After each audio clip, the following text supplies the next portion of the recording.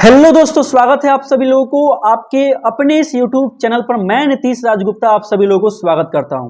दोस्तों, बहुत सारे लोगों ने ऐसा कमेंट किया कि जब भी मैं मैथ का मॉक टेस्ट लगाता हूं तो मात्र उसमें से 25 में से 20 सही होता है। मेरा जो है ना मैथ का सेक्शन काफी ज्यादा कमजोर है। बहुत सारे लोग तो ऐसा कमेंट करें कि मेरा मैथ बहुत बहुत ज्यादा कमजोर है। तो आखिर मैं ऐसा क्या करूं कि मेरा मैथ का सेक्शन सुधर जाए? इसके लिए आप एक स्ट्रेटजी का वीडियो बनाइए। तो दोस्तों, इस वीडियो में मैं अपना स्ट्रेटजी को बताने वाला हूं कि आखिर कैसे मैंने मैथ में 100% स्कोर किया, कैसे मैंने टेक्नीशियन में 25 मैथ स्कोर किया था, और उसी के बदौलत मैं अभी क्या हूं, आरआरबी टेक्नीशियन में ज्वाइन हूं। और अभी मेरा क्या चल रहा है, ट्रेनिंग चल रहा है, उसी का क्या है, आईडी कार्ड है। ठीक है, तो दोस्तों आपको भी मेहनत करना पड़ेगा। और दोस्तों, मैथ के बदौलत ही मैंने आरपीएफ एसआई में, आरपीएफ कांस्टेबल में और एएलपी तीनों एग्जाम को क्रैक किया। ठीक है, सब एग्जाम को मैंने निकाला। तो दोस्तों, इतना बात आप समझ जाइए कि मैथ और रीजनिंग जब तक ले आप इसको बूस्ट नहीं करते हैं, जब तक ले आप इसमें 100% स्कोर नहीं करते हैं, तब तक आपका सिलेक्शन नहीं हो सकता। ठीक है, आप ये भ्रम में हैं कि मैं 25 में 20 सही करके सिलेक्शन ले लूंगा। आप ये गलत सोच रहे हैं कि आप रीजनिंग में 30 में मात्र 25 सही करके आप सिलेक्शन ले लेंगे, तो आप ये गलत फहमी में जी रहे हैं। क्योंकि आप जानते हैं ना, आरआरबी टेक्नीशियन का कट ऑफ कितना ज्यादा हाई गया। ठीक है, लोगों को मतलब कि दिल दहला देने वाला कट ऑफ गया। उसी प्रकार से एएलपी, कितने ऐसे लोग थे जो सीबीटी 1 क्लियर किए, सीबीटी 2 क्लियर किए, लेकिन फिर भी उनका फाइनल मेरिट में नाम नहीं आ पाया। तो कोई ना कोई कारण रहा होगा ना। अभी सोचिए आप कि जब एएलपी टेक्नीशियन का ये हाल है, तब भाई ग्रुप डी का क्या हाल होगा। 1,32,00,000 फॉर्म गिरा हुआ है, समझ रहे हैं ना, और सीट मात्र 32,000 है। आपको इसमें सीट एक लेना है तो मैथ और रीजनिंग पर फुल्ली कमांड होना चाहिए, और उसमें मैथ और रीजनिंग आपके नंबर को बढ़ाएगा और मेरिट में नाम लाएगा आपका साइंस।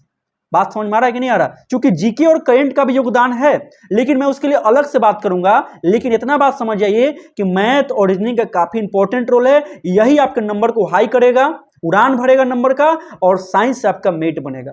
इसलिए आपको मैथ और रीजनिंग में 100% स्कोर करना पड़ेगा, क्योंकि जितने भी सीरियस स्टूडेंट होते हैं ना, वो सभी लोग मैथ और रीजनिंग उनका कहीं ना कहीं ठीक होता है। और आपको सिलेक्शन पक्का करना है तो आपको एवरेज से ऊपर जाना पड़ेगा। बात समझ में आ रहा है ना, एवरेज से ऊपर। यदि आप सोचेंगे कि भाई हम नॉर्मल पढ़ के सिलेक्शन ले लेंगे, तो कभी नहीं होने वाला। आपको औसत से ऊपर जाना पड़ेगा, तब जाके आपका कहीं ना कहीं सिलेक्शन होगा और आप भी गवर्नमेंट जॉब के भागीदारी बन सकते हैं।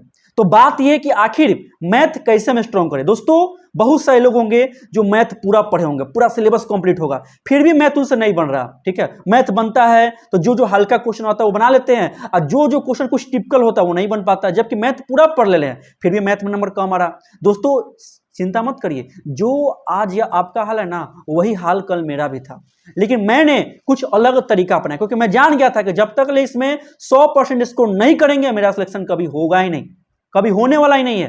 ठीक है, इसलिए मैंने अलग तरीका अपनाया। और वो अलग तरीका क्या है, स्ट्रेटजी दोस्तों यही कहता है कि सबसे पहले, ठीक है दोस्तों ध्यान सुनिएगा, सबसे पहले आप किसी भी टीचर से अपना पूरा मैथ का सिलेबस पढ़ ले।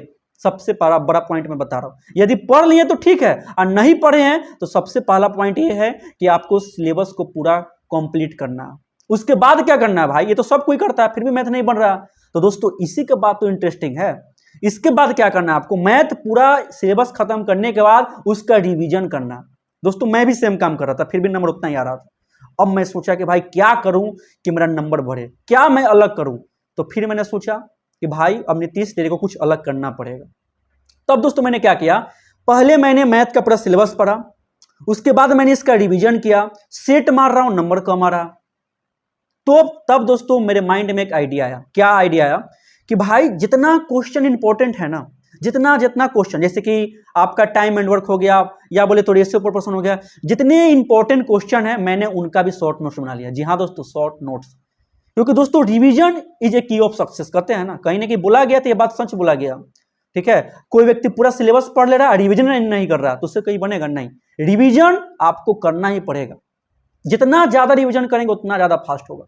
तो दोस्तों मैंने क्या किया, मैं जब भी प्रैक्टिस सेट जाता था मारने, या जब भी मैं मॉक टेस्ट मारने जाता था, उससे पहले 1 घंटा 2 घंटा पहले मैं पूरे मैथ का रिवीजन करता था। जी हाँ दोस्तों, आपने सही समझा, मैं पूरे मैथ का रिवीजन करता था। अब ये कैसे होता था भाई, तो दोस्तों जानते हैं कुछ इंपॉर्टेंट चैप्टर है, जैसे कि आपका टाइम एंड वर्क हो गया, जैसे कि आपका परसेंटेज हो गया, प्रॉफिट एंड लॉस हो गया, डिस्काउंट हो गया, है ना।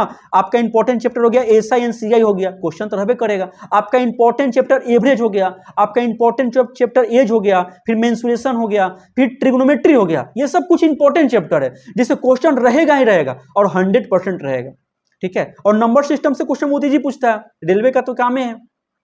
तो मैंने जितना इंपॉर्टेंट चैप्टर है, मैंने उसका जितने इंपॉर्टेंट टाइप होता है, मैंने सबका क्या किया, उस क्वेश्चन को एक A4 पन्ना में लिख लिया, ठीक है। मैं आपको दिखाता हूं A4 पन्ना में क्या, जैसे कि देखिए मैंने बनाया था इस 2 पन्ना में, मैंने पूरा नंबर सिस्टम को समेट लिया। इस 2 पन्ना में पूरा नंबर सिस्टम, जितने जितने इंपॉर्टेंट टाइप होता है, मैंने उस क्वेश्चन को लिख लिया। और जब भी मैं मॉक टेस्ट मारने जाऊंगा या मेरा जब भी एग्जाम होगा, उससे पहले मैं इस 2 पन्ना को पूरा खूब बनाऊंगा, ताकि पूरा टाइप मेरे माइंड में रिवाइज हो जाए, ठीक है। ये हो गया नंबर सिस्टम का हो गया।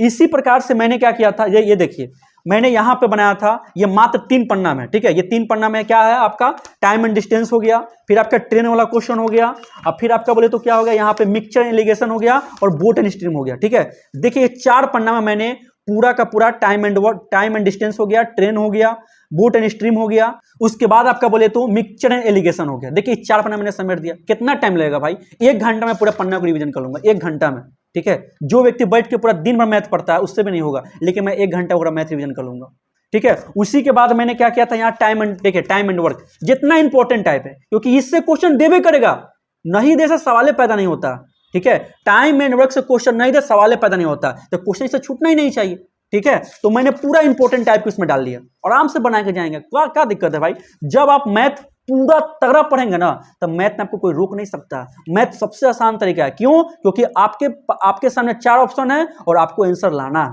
ठीक है।